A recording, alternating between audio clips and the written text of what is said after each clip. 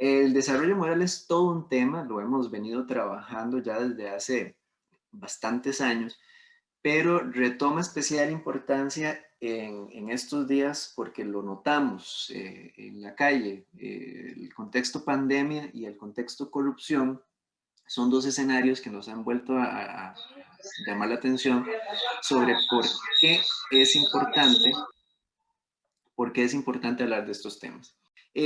La pregunta más importante no es si lo hago o no lo hago, es lo que les voy a poner, sino por qué lo harían. Mira, bajo qué circunstancias ustedes harían estas cosas. La primera es esta.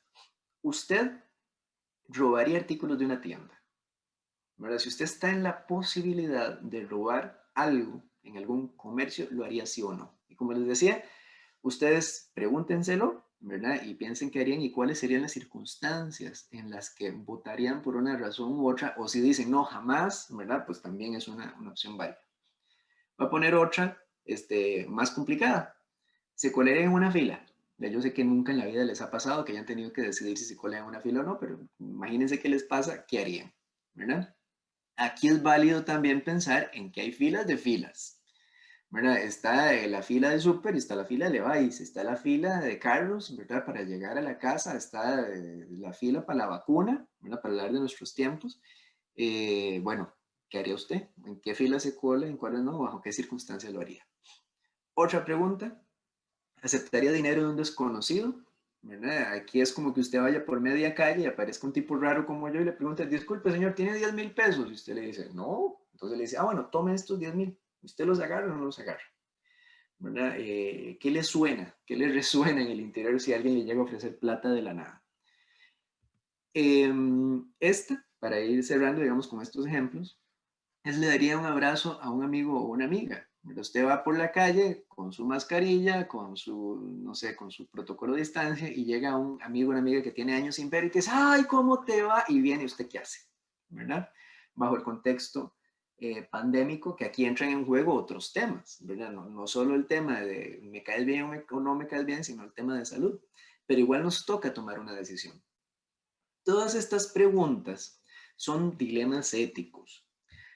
Los dilemas éticos son situaciones que se usan en la academia para estudiar el comportamiento de la gente, pero son parte de nuestro día a día. O sea, cada vez que usted toma una decisión, está ante un dilema ético. Bueno, tal vez alguna decisión que si hoy se puso la corbata a punto o si no, ya es otra historia, pero la mayoría de decisiones sí tienen un componente ético, ¿verdad? O sea, me meto en la fila o no me meto. Agarro el vuelto que me dieron de más o no lo agarro. Me brinco el semáforo, no me lo brinco. Me levanto para ir al trabajo, le digo al jefe que había una presa. O sea, este tipo de decisiones siempre tienen un componente ético. Eso quiere decir, ¿es bueno o malo, correcto o incorrecto, mejor o peor? ¿Verdad? Y las tomamos normalmente en automático. O sea, uno hace las cosas y ni siquiera se pone a pensar si eso que hizo está bien o está mal. Pero digamos, es parte del día a día. Los dilemas son útiles para estudiar cómo reaccionan las personas. La mayoría de pruebas de desarrollo moral hoy día utilizan dilemas éticos para ver cómo es que la gente va tomando sus decisiones. El dilema más famoso que se ha usado en este tipo de experimentaciones es uno que se llamaba el dilema de Heinz. Se lo inventó, bueno, lo usaba un señor que se llamaba Lorenz Kohlberg allá por los 60, hágale número, o sea, no fue como que desde ayer lo usamos, sino que tiene sus años. Voy a decírselos un poquito adaptado a nuestra época, ¿verdad? Entonces voy a cambiar un poco la premisa. Ustedes imagínense que el mundo está en medio de una pandemia y todo el mundo se está muriendo de una enfermedad que nadie sabe qué es, ¿verdad? Eh, este, bueno, no, ya sabemos qué es. De pronto, una persona en Costa Rica, usted ve las noticias, que se inventó una pastillita que usted se la toma y nunca en la vida se va a enfermar de esta enfermedad y si la tiene, lo cura inmediatamente. Usted toma la pastillita y usted se vuelve inmune, ¿verdad? Imagínense que algo así pudiera pasar. Pues esta persona dice, aquí está el negocio. Y en lugar de empezar a venderla masivamente, porque de por sí solo puede hacer poquitas pastillas a la vez, dijo, lo que hago es que la vendo carísima y me hago rico, ¿verdad? Entonces, usted que está escuchando esa noticia, resulta que tiene un familiar suyo que usted ama sobre todas las cosas, sea su esposa, sea su hijo, sea su padre, alguien que usted diga, pucha, esta persona es muy importante para mí, está muy enferma, está grave en el hospital y dijeron, no sabemos, ¿verdad? No tenemos un buen pronóstico. Y resulta que esta persona que inventó esa pastilla es vecino suyo. Usted puede ir donde su vecino y usted sabe lo que está cobrando, usted sabe cuánta plata tiene y usted sabe que no le alcanza. Y usted le habla al vecino y le dice, vea, mi papá, mi hijo, mi mamá, no sé, esta persona ocupa esta pastilla, se me está muriendo, pero yo no tengo la plata para pagarle. Entonces, yo le doy todo lo que tengo, que más o menos alcanza para la mitad, le prometo que después vemos cómo hacemos, pero ocupo la pastillita ya. Y su vecino le dice, vea, si usted no tiene plata, no me joda y le cierra la puerta en la cara. Bueno, esa es la situación. Y ahí viene la pregunta. Si usted estuviera en ese lugar, en esa situación, ¿se robaría la pastilla o dejaría que la persona que usted ama se muera? Pues resulta que este dilema, pues lo planteaban originalmente como un tipo de cáncer, ¿verdad? Y demás, pero al final de cuentas la decisión es la misma. Se lo ponían a personas de diferentes edades, de diferentes países, de ambos géneros, y les preguntaban qué harían. Y hay gente que decía que se robaba la pastilla y otra gente que no. Pero lo más importante es la razón de fondo, cuando le preguntaba a la gente por qué lo haría. Entonces, una persona que decía, yo me robo la pastilla, decía, ¿por qué? Porque para mí la vida de este ser humano es más importante que terminar en la cárcel. Ah, ok. Otra persona, usted quería, yo me la robo. ¿Por qué? Porque ese vecino mío es un pedazo, y no continúo, ¿verdad? Pero sus motivaciones eran un poco distintas a las de la primera persona. Y se empezó a teorizar y si nos dimos cuenta, de que muchas personas pueden hacer la misma conducta, pero sus razones son distintas. Usted sabe que hay gente que se detiene en el semáforo en rojo porque considera que es su deber, pero hay gente que se detiene en el semáforo en rojo solo si vio el tráfico. Entonces, hacen lo mismo, pero lo que tienen en la cabeza es otra historia. Bueno, a partir de esas decisiones, o digamos de la justificación de esas decisiones, fue que se empezó a crear toda esta teoría, esta evolución del desarrollo moral. Ustedes saben que todos crecemos, o sea, desde chiquiticos, ¿verdad? No es que una persona nazca y salude a la mamá, hola mami, ¿cómo te va? O sea, hay un crecimiento físico, hay un crecimiento intelectual, hay un desarrollo social, ¿verdad? Pues también hay un desarrollo moral, solo que de ese no nos hablan tanto. Ahora, pese a que va evolucionando a lo largo de la vida, no es correlacional que entre más vieja sea una persona se vuelva más ética. Yo creo que eso todo lo tenemos clarísimo, ¿verdad? Conocemos personas que tienen todos los años del mundo encima, pero no por eso mejoraron, ¿verdad? Y de pronto conocemos gente joven que tiene una forma de entender el mundo, que toma unas decisiones que ya quisiéramos que haya más gente así. El desarrollo moral no depende del crecimiento biológico, no depende de cumplir años, sino que depende en mucho del contexto social. Y eso, señores y señores, es una terrible noticia para los que vivimos en Costa Rica. ¿Por qué? Porque Costa Rica no es entonces, digámoslo así, un país con muchos referentes de hacer bien las cosas. Basta pensar en cualquier presa, ¿verdad? Usted un día está haciendo fila en una presa, usted sabrá cómo se comporta la gente. Basta ver cómo nos comportamos en los trabajos, basta ver los casos de corrupción. O sea, tenemos muchos malos ejemplos y pese a que eso no nos determina, pues sí pone un poquito para arriba la cuesta. Ahí pongo una nota por aquello de que aquí me imagino que habrá personas que conocen un poco de desarrollo moral, porque estoy hablando desde la teoría de Colbert. Hay otras teorías de desarrollo moral. Lo que más le criticaban a Colbert era el tema de que era una teoría muy masculina, ¿verdad? Creían ellos porque casi siempre los hombres salían mejor puntuados que las mujeres, ¿verdad? Pero eso fue en los 60, ¿verdad? Ya después se afinaron las pruebas, las herramientas y nos dimos cuenta que mucho el problema era el tema de que eran hombres los que evaluaban, ¿verdad? No era el tema de que las mujeres supieran menos a nivel de desarrollo moral. Y hubo una cosa muy curiosa porque una teórica, que era Carol Gilligan, que llegó después de Colbert, de hecho fue discípula de ella, decía, lo que pasa es que a los hombres les importa más el tema de la justicia y a las mujeres les importa más el tema del cuidado, ¿verdad? De la familia, estar bien con nosotros. Hoy día sabemos que no, ¿verdad? Que culturalmente, socialmente sí se privilegió ese tema del hombre de la calle y la mujer de la casa, pero hoy día se postula lo contrario, ¿verdad? No lo contrario, que decir, digamos, el complemento, o sea, que tanto nos debe importar el cuidado ¿verdad? Como la justicia, o sea, la parte privada como la parte pública. Entonces, esta teoría se reconstruye en el sentido de que valora componentes tanto desde la justicia, la parte cognitiva, como la parte afectiva, la parte del cuidado. Por aquello que todavía algunos anden con la teoría original de los 60, déjenme contarles que ha evolucionado en los últimos años. Bueno, ¿qué nos dice Kolber en su teoría? Vamos a ver, como les trataba de explicar ahora, son 6 etapas, cada uno y cada una de nosotras tiene una etapa preferida.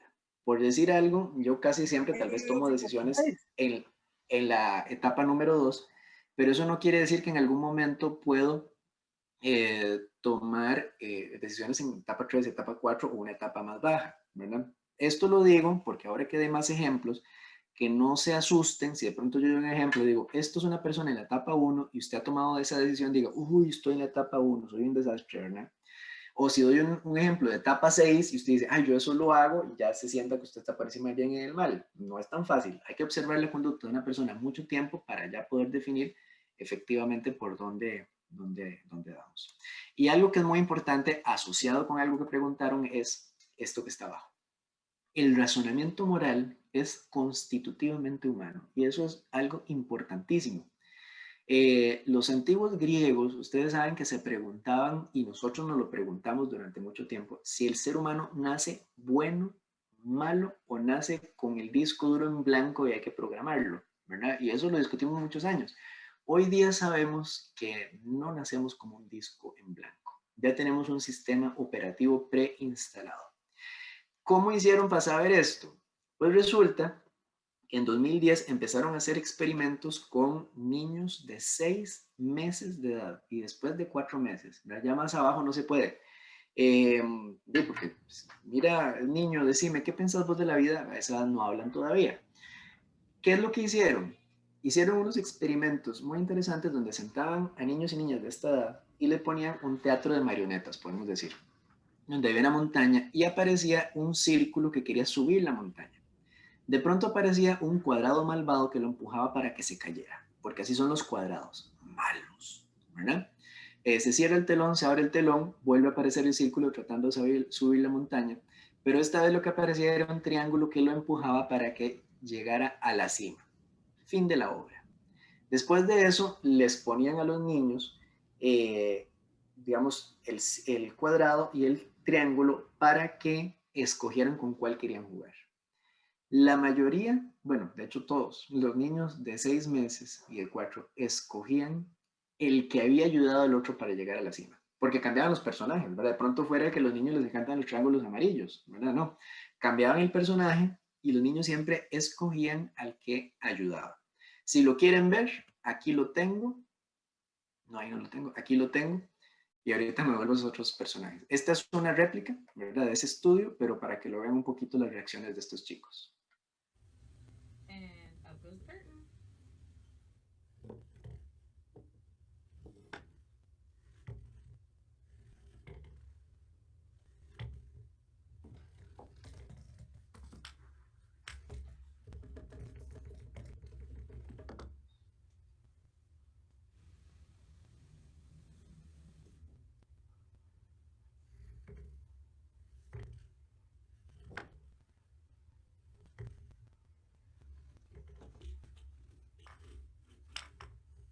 An der Yale University gibt es eine Kollegin, die ist Säuglingsforscherin. Und die hat eine Studie durchgeführt, die etwas ganz Bemerkenswertes zutage gefördert hat. Like that? Yeah, yeah. So it's going to be quite a bit more gradual than that. Okay. So, like, on the second time, he'll go to, like, here. Okay. So here. Stop. Yeah. Here. Oh, silencios. Good. Okay.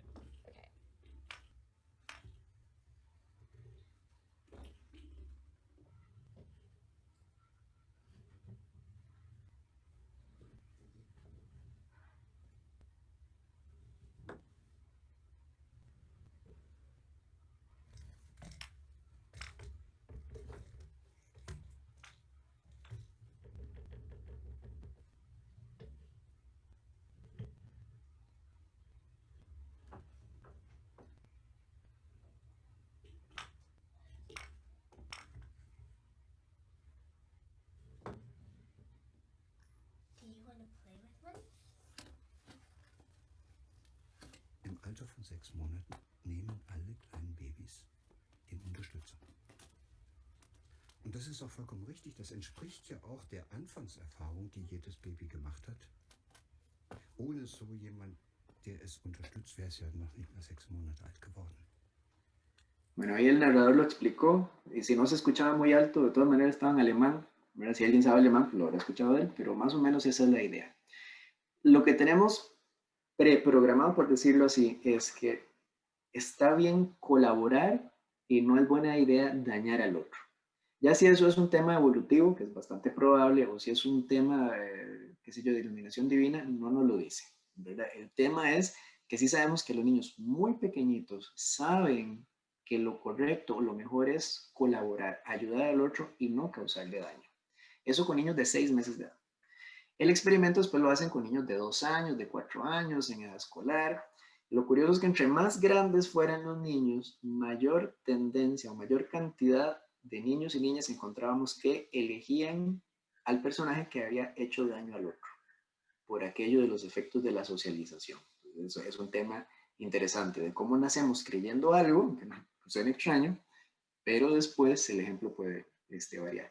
Esas fotos son solo otros ejemplos, porque no solo hicieron ese experimento, hicieron uno con muñequitos, ¿verdad? Donde un muñequito, el tigre que está en el centro se le perdía la bola, en un caso un conejo le agarraba y se le devolvía, en otro caso el conejo se robaba la bola, y después los niños tenían que escoger con cuál conejo jugar, cambiaban también, a veces usaban osito, le cambiaban el color, y los niños siempre preferían al muñeco que ayudaba.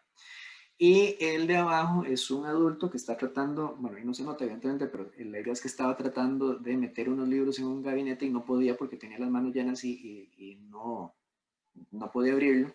Pusieron varios niños a observar esto y los niños, ya más grandes, ¿verdad? Es un niño como de 2 años, se levantaban y le abrían la puerta. O sea, la decisión de los niños es ayudar a una persona que necesita mi ayuda y yo se la puedo dar. Uno traten de ponerse en esta situación. ¿Cuántas veces nosotros vemos a una persona que ocupa ayuda y lo que hace uno es hacerse loco? ¿Verdad? Cuando uno se hace loco, piénselo, ante una situación, por ejemplo, una adulta mayor que ocupa el campo en el autobús, una persona que va muy cargada, cuando uno siente esa sensación de no la vi, tengo que hacer que no la vi, que no se dé cuenta que yo sabía que ocupaba ayuda, es porque hay algo adentro que nos dice que lo correcto es ayudar. ¿Lo ven? Ahí está, medio dormido, pero el chipcito está instalado. Bueno, ya con todo esto como base les cuento un poquito ya de cómo funciona el desarrollo moral. No se preocupen por aprendérselo de memoria, no hay examen al final del día, ¿verdad? ¿Qué sabemos? Bueno, Kohlberg, les digo, les puso nombres diferentes. Yo le cambié los nombres para presentárselos porque a veces son difíciles de comprender y yo espero que así se entienda más fácil.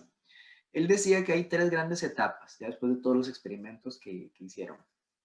Hay una gran etapa que, bueno, niveles, bueno, él decía 3 grandes niveles. Hay un nivel que es de la autoridad, o sea, cuando usted toma una decisión u otra dependiendo de lo que digan las autoridades. Hay otro nivel relacionado con las normas que uno hace o deja de hacer dependiendo de lo que digan las normas, leyes o reglas en general escritas. Y hay un nivel de principios, ¿ok? Ahora, cada nivel tiene 2 etapas. Entonces, en total son 6. Voy a contarles cómo funciona cada una. La primera de las etapas es cuando una persona hace o deja de hacer algo dependiendo de las consecuencias directamente para ellos, ¿verdad? Entonces, es cuando uno piensa que el chiquito o la chiquita hace la tarea y le dice, si no haces la tarea te quedas sin tele. ¿Cuáles son las consecuencias para mí? Entonces yo le respondo a esta autoridad pensando en qué me va a pasar a mí. La segunda de las etapas ya hay un salto enorme porque entra el componente social, o sea, yo veo cuáles son las consecuencias también para otras personas, ¿ok? Entonces llega la mamá y dice, ¿quién quebró el florero? Un niño en la primera etapa puede echarle la culpa al hermano, ¿verdad? Yo lo quebré, pero le echo la culpa a mi hermano. Un niño en la segunda etapa dice, no sé quién lo quebré, porque no quiero que me castiguen, pero tampoco voy a hacer que a otra persona la castiguen en mi lugar.